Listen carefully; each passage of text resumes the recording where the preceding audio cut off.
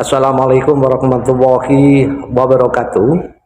Selamat siang, salam kenal dan silaturahim dengan Putranto Hariwidodo, dosen FEB dari Universitas Slamet Sri. Saya sebagai pengampu mata kuliah Etika Bisnis dengan bobot 3 SKS disajikan untuk mahasiswa semester 6. Pada kesempatan ini perlu kami sampaikan bahwa mata kuliah etika bisnis ini merupakan mata kuliah wajib yang ada di prodi manajemen, dan tentunya dalam hal ini di dalam penyajiannya itu dalam satu semester 14 tatap muka. Nah, oleh karenanya di tatap muka yang pertama ini nanti kami lebih menekankan kepada introduction, pengenalan, kemudian kontrak kuliah yang harus betul-betul disepakati bersama antara dosen dan mahasiswa. Kemudian dalam hal ini kami juga nanti akan memberikan satu pembekalan kepada mahasiswa sebelum di dalam pelaksanaan perkuliahan. Artinya biar mahasiswa betul-betul memahami terkait dengan etika bisnis, tentang capaian di dalam pembelajaran di dalam hal ini. Diharapkan mahasiswa itu mampu untuk mengartikan secara tepat isu-isu etika yang sedang berkembang, yang sedang update saat ini, berikut pemecahan masalahnya.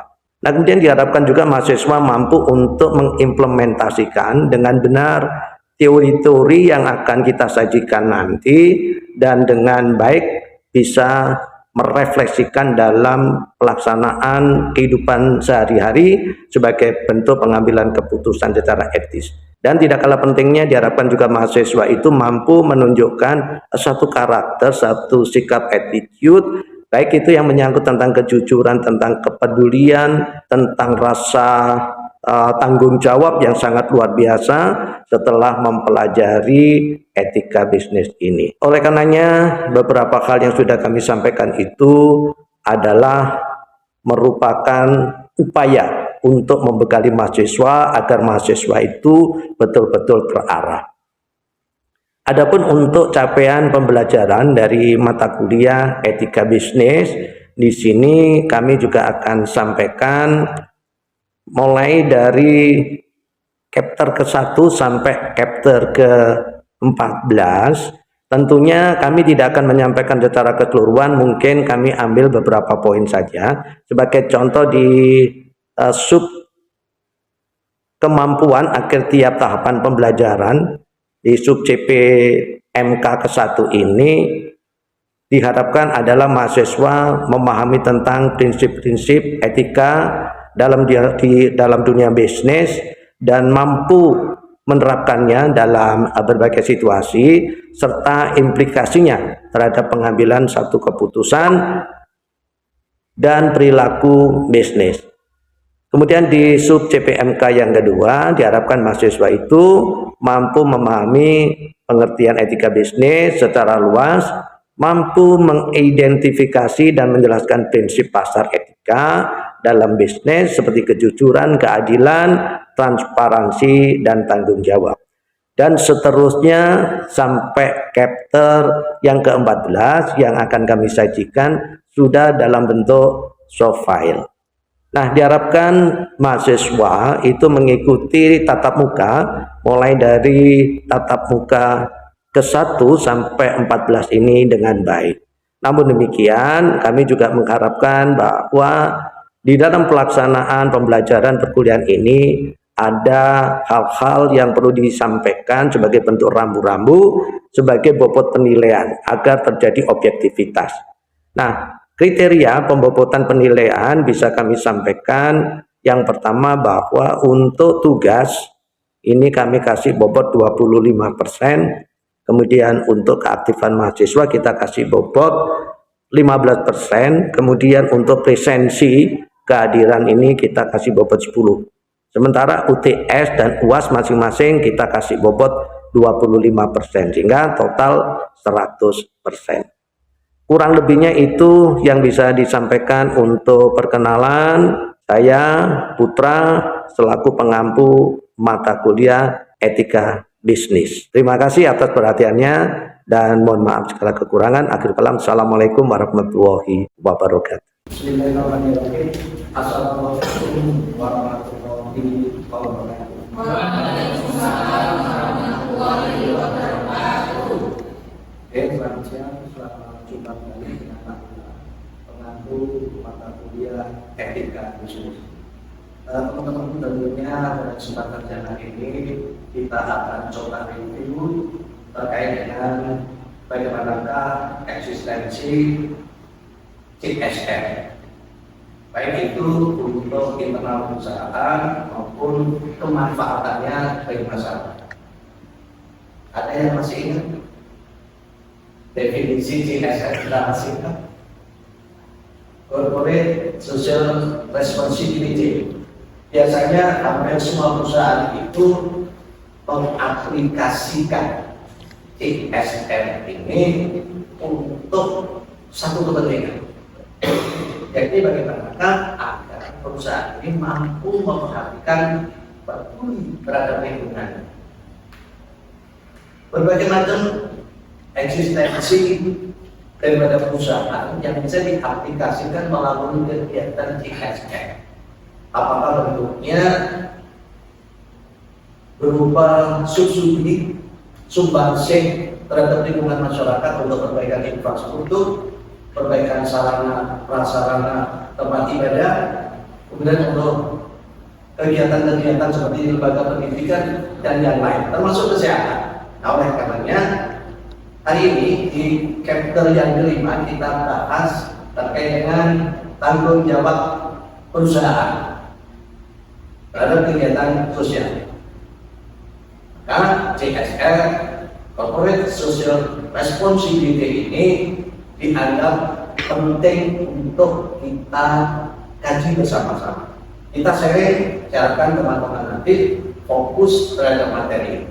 Untuk capaian di dalam pembelajaran, harapkan teman-teman mahasiswa ini nanti mampu menjelaskan sebuah konsep CSR ini di berbagai macam pendekatan. Kemudian kita diharapkan teman-teman mahasiswa ini memahami betapa pentingnya, betapa urgentnya CSR ini di dalam konteks pembangunan yang berkelanjutan dan etika bisnis. Kemudian yang ketiga, diharapkan kita mahasiswa mampu menjelaskan prinsip-prinsip CSR seperti terkait dengan akuntabilitas, kemudian transparansi dan berkelanjutan.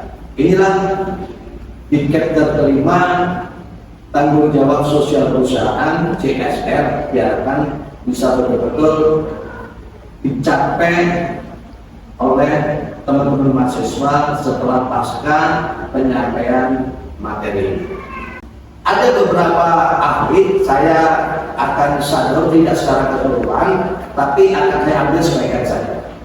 Menurut pendapat Milton Friedman, bahwa tanggung jawab sosial perusahaan itu adalah menjalankan bisnis sesuai dengan keinginan pemilik. Nah, jadi titik beratnya ini ternyata owner, sang pemilik perusahaan ini punya satu kepentingan.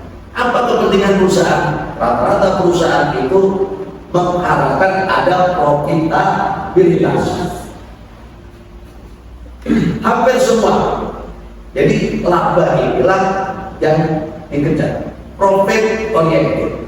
Ini adalah titik beratnya untuk bisa menghasilkan. Akan tetapi rambu-rambunya tetap diperhatikan. Apa?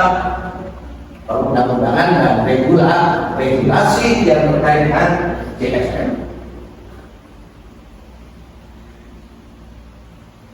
Menurut Wibisono, memaparkan manfaat yang akan diterima dari pelaksanaan CSR itu diantaranya. Ini ada 4 manfaat menurut Wibisono.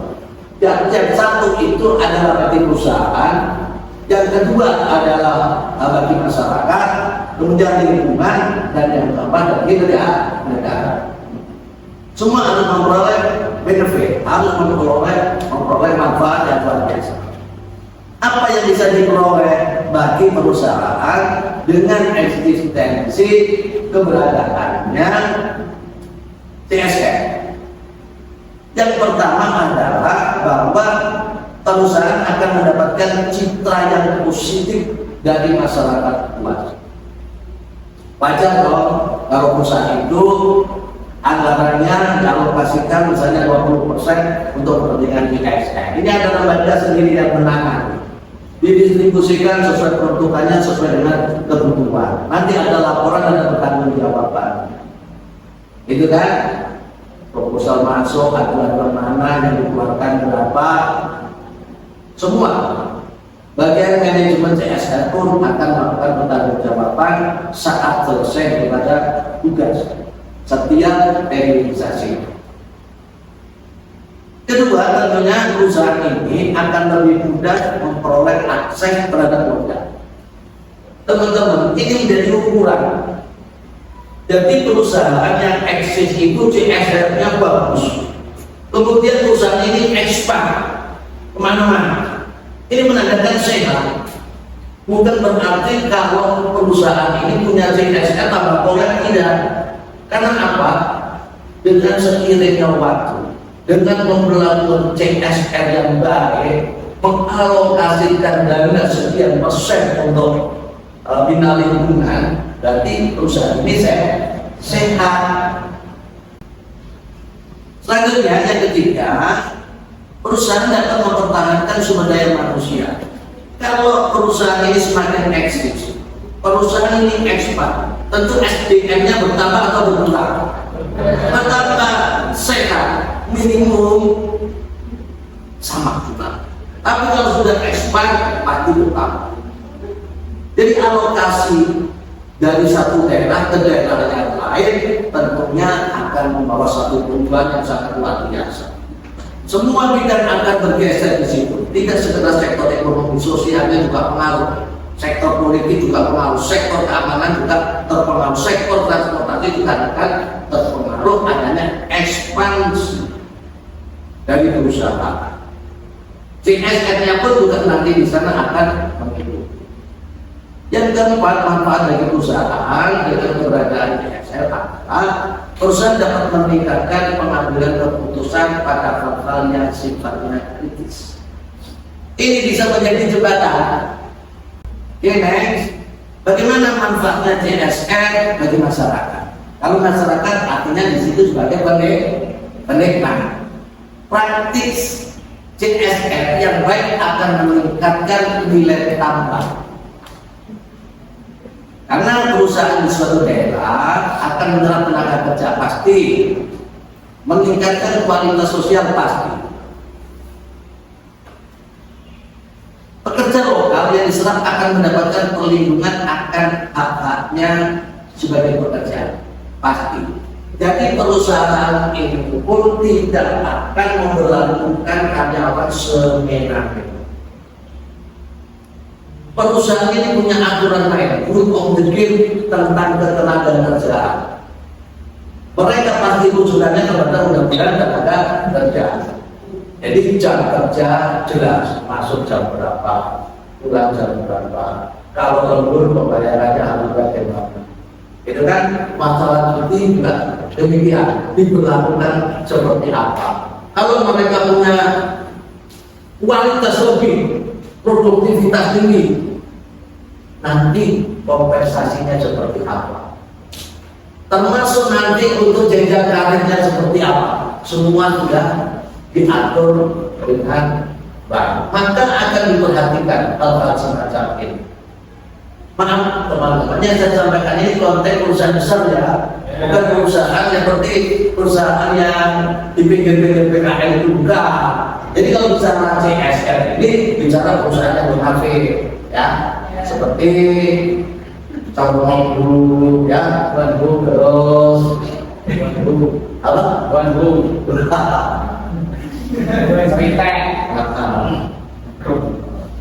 Termasuk depan Bandung tempat kita itu termasuk kategori besar kalau sekarang PLTU ya, kemudian kawasan industri terpadu bahkan itu rata-rata kurang semua.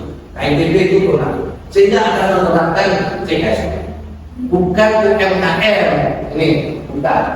Tapi UMKM apakah tidak mungkin? Mungkin. UMKM itu banyak kok, dari perangkat kecil, mikro, ya, kecil, menengah, besar itu banyak. Kemudian selanjutnya, bagaimana dengan lingkungan manfaatnya CSR? CSR ini diharapkan mampu mencegah eksploitasi yang berlebihan atas sumber daya alam. Jadi diharapkan CSR ini keberadaannya ini mampu melestarikan kondisi alam, jangan sampai ada eksploitasi yang berlebihan merusak lingkungan alam yang akhirnya berdampak. Berbagai macam proses terjadinya berbagai macam bencana di beberapa wilayah tidak semata-mata karena itu adanya cuaca yang ekstrim, tapi lebih diakibatkan oleh ulah manusia yang seringkali melakukan pelanggaran di dalam satu regulasi, di dalam penerapan kebijakannya untuk melakukan misi-misi tertentu dari sebuah perusahaan. Karena orientasinya tadi akan betul-betul mengejar profitabilitas yang tinggi. Tinggal banyak faktor-faktor yang sering diabaikan. Bagaimana sekarang manfaatnya CSR bagi negara? Nah tentunya bagi negara ini diharapkan praktik CSR, praktik di dalam corporate social responsibility menghindari adanya corporate misconduct atau dapat dikatakan sebagai malpraktek bisnis. Ini sering terjadi loh. Jadi untuk menghindari budaya suap menyuap, main pintu belakang, yang akhirnya apa? Etika bisnis yang nuansanya adalah penitik beratnya kepada kejujuran perusahaan terhadap apa yang akan dilakukan. Tidak sekedar mengeksploitasi tenaga kerja yang baik, memproduksi sebuah produk, tapi juga mental, perilaku, attitude semua tenaga kerja, karyawannya, mulai dari employer sampai ke tingkat manajerial harus memiliki sikap-sikap yang etis, sikap yang benar-benar menunjukkan citra diri sebagai seorang yang membawa visi perusahaan yang baik untuk kepentingan bangsa dan negara. Tidak merusak, tidak destruktif, tapi tadi saya sampaikan mereka orientasinya konstruktif, baik, semua positif, semua yang kita bilang. Itu ya, ya, ini sangat penting bahwa eksistensi CSR dilakukan benar-benar untuk menghindari adanya malpraktek bisnis, terjadinya suap menyuap untuk satu kepentingan. Kalau sudah seperti itu, maka korupsi akan merajalela. Di tempat kita termasuk alhamdulillah tidak ada korupsi yang kecil. Kemudian yang berikut adalah motif CSR membentangkan akses menuju market. Artinya apa? Bahwa investasi yang ditanamkan ini bisa menjadi satu tiket bagi perusahaan menuju peluang pasar yang terbuka. Sekali lagi, CSR ini akan menjadi satu penilaian publik sejauh mana kredibilitas CSR sesungguhnya di dalam membantu kegiatan-kegiatan yang bersifat sosial dan masyarakat. Ini membangun satu kepercayaan. Memang butuh waktu, harus sungguh-sungguh dan kerja keras. Tidak gampang, masyarakat kita itu kritis.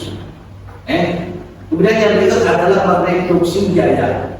Kita tahu begitu banyak cara yang bisa dilakukan perusahaan untuk membangun satu efisiensi, termasuk mungkin penggunaan daur ulang limbah misalnya. Ini masih bisa dimanfaatkan dengan baik. Anda tahu PLTU itu ternyata sudah baik-baik saja kan? Ternyata limbah dari cerobong asap ini sangat luar biasa. Jadi limbahnya asap itu kalau dikerok buangannya itu bisa dimanfaatkan. Belum ikan-ikan yang proses kesaring naik luar biasa, itu jadikan paving blok. Ini baru kajian dari pemerintah. Jadi itu tidak dibuang percuma, masih bisa dimanfaatkan. Ya, oke, ini serinya saya di awal. Tentunya ada feedback, ada umpan balik dari Anda. Nah, bila mana dari teman-teman mahasiswa ada yang mau tentang materi ini, disilakan. Agar apa? Lebih baik, lebih sempurna, lebih melengkapi daripada referensi yang saya sampaikan. Silakan teman-teman, barangkali ada yang mau menanyakan sesuatu, mengkonfirmasi seperti itu. Oke, halo. Baik, assalamualaikum warahmatullahi wabarakatuh. Perkenalkan, saya Muhammad Hasan, saya dari manajemen eksternal. Di sini bertanya Pak, bertanya itu tadi saya sangat tertarik dengan apa yang Bapak sampaikan, sangat jelas, sangat rinci dan sangat masuk akal dan realistis dalam situasi sekarang khususnya di Kabupaten Batang ini Pak. Jadi banyak perusahaan-perusahaan di Kabupaten Batang ini itu ya makanya ini sangat worth it banget semisal kita menanyakan soal CSR ini. Pertanyaannya yang pertama itu bagaimana dengan perusahaan-perusahaan yang tidak melaksanakan CSR Pak? Dan apakah ada sanksinya? Jika ada, apa dampaknya terhadap perusahaan tersebut? Seperti itu. Terima kasih. Kurang lebihnya mohon maaf. Wassalamualaikum warahmatullahi wabarakatuh. Luar biasa ini, jadi ini teman-teman, sekali lagi CSR ini pemberlakuannya tidak kepada semua perusahaan. Hanya perusahaan-perusahaan yang memenuhi sebuah klasifikasi tertentu yang bisa melakukan ini. Yang bisa dikatakan perusahaannya sudah cukup mapan, bukan klasifikasi yang usaha mikro dan kecil, bukan. Nah, setidak-tidaknya ketika usaha ini sudah masuk zona, mereka masuk usaha yang mapan, cukup munafik, cukup qualified, tidak mengindahkan sebuah ketentuan regulasi dari pemerintah tentang pelaksanaan CSR, tentunya ada sanksi. Siapa yang memberikan? Ya tentunya nanti kita pemerintah. Yang dilakukan apa? Biasanya kalau terjadi satu kondisi sudah begini, sudah eksis, kemudian dari laporan Bapak setiap tahunnya menunjukkan profitabilitas Pak, nilainya fantastis, beda bahkan revenue, tapi tidak ada CSR. Biasanya akan diperingatkan secara tertulis, ada teguran dari kan. Kemudian kalau tidak diperhatikan, biasanya izin usaha ini hanya dilakukan untuk sebagian saja, dibatasi usaha. Atau yang paling parah, ketika tahapan-tahapan lagi tidak diperhatikan, izinnya akan dicabut. Dampaknya luar biasa seperti itu. Tapi hal ini juga tidak serta-merta. Biasanya berproses, ada semacam pendekatan, ada semacam lobby, sehingga ketika terjadi satu temuan tidak langsung dieksekusi, langsung sanksi, tapi pada saat pemerintah daerah itu juga fungsi sesuai dengan tupoksinya, yang membidangi sesuai dengan perusahaan yang ditangani ini itu seperti apa. Kalau sudah ketahuan, berarti yang membidangi inilah leading sector inilah yang akan memberikan satu respon. Misalnya kalau dunia usaha yang dilakukan itu dunia pertambangan, Tentu yang tangani ya perizinan pertama, bukan yang lain, disesuaikan. Kiranya itu ya Mas. Ya, terima kasih atensinya, dan karena ini mengingat waktu pertemuan kali ini bisa saya sudahi. Saya terima kasih atas atensinya, saya terima kasih atas perhatiannya. Semoga apa yang bisa kami sampaikan dan saya ingat ini bermanfaat. Tentunya frekuensinya masih jauh dari cukup. Teman-teman bisa mengkaji, mempelajari lebih jauh, banyak literasi yang mendukung, yang menunjang untuk etika bisnis, baik itu yang mengenai tema pada pagi hari ini hingga siang hari terkait dengan corporate social responsibility, itu melalui buku wajib yang sudah saya sampaikan, juga bisa panjenengan download, bisa browsing, bisa kepada mencari sumber-sumber yang lain. Terima kasih atas atensinya. Kurang lebihnya mohon maaf. Wassalamualaikum warahmatullahi wabarakatuh.